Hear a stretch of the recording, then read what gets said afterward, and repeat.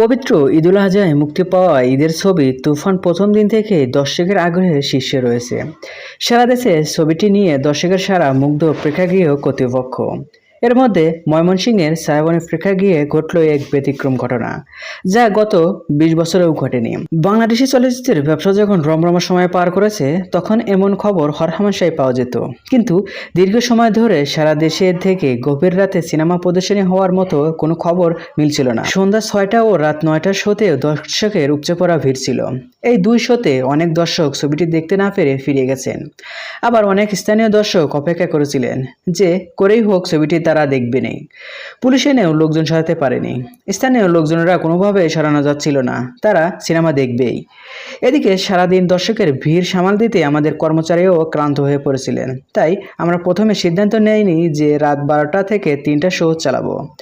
স্থানীয় লোকজন ও প্রশাসনের অনুরোধে একটা শো দিতে হয়, তাদেরই দেখায় বাধ্য হয়ে 12টা থেকে 3টা শো চালু করতে হয়।